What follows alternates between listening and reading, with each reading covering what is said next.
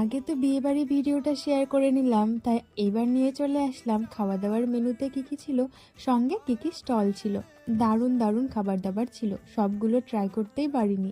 এখানে ছিল chicken lollipop, baby corn, যেগুলো খেতে ভীষণ ভালো লাগছিল। এইদিকে ফিশ বল, জিলিপি, ফুচকা ছিল, এইগুলো ছিল।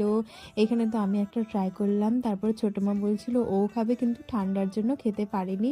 এইগুলো খেয়ে পেট একদম ভরে গেছিল। তারপর আবার চলে গেলাম মেন কোর্সে, সেখানে কি কি মেনু ছিল মেনু কার্ডটা দেখিয়ে দিলাম। প্রথমেই দিয়ে দিল কুলচা, সঙ্গে ছিল চিকেন ভর্তা, যেটা ছিল অসম্ভব একটা কম্বিনেশন, খেতে ভীষণ ভালো লাগছিল। আবার পাতে পড়ে গেল ভেজ কাটলেট, স্যালাড, লেবু। এটা তো ভীষণ ভালো লাগছিল খেতে, আর আমি ভাজাভুজি খেতে কতটা ভালোবাসি সেটা তো আপনারা জানেন। এরপরে পাতে পড়ে গেল পোলাও, আর সঙ্গে ছিল এটা কি বলুন তো, ছানার কোপ্তা কারি। আহা, যেমন সুন্দর হয়েছিল গ্রেভিটা, তেমন সুন্দর ছিল কোপ্তাগুলো। এবার পড়ে গেল কাতলা ভাপা, কি সুন্দর যে হয়েছিল আমি বলে বোঝাতে পারছি না। মাছটা তো ছিল একদমই ফ্রেশ, আর এত সুন্দর টেস্টি ছিল।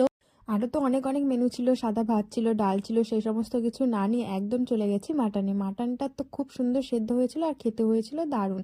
শেষ পাতে চাটনি ছিল, মিষ্টি ছিল, সেই সমস্ত কিছু আর নেইনি, পেট একদম ফুল। তারপর নিয়ে নিয়েছিলাম আইসক্রিম, আর শেষে একটা পান নিয়ে সোজা বাড়ি।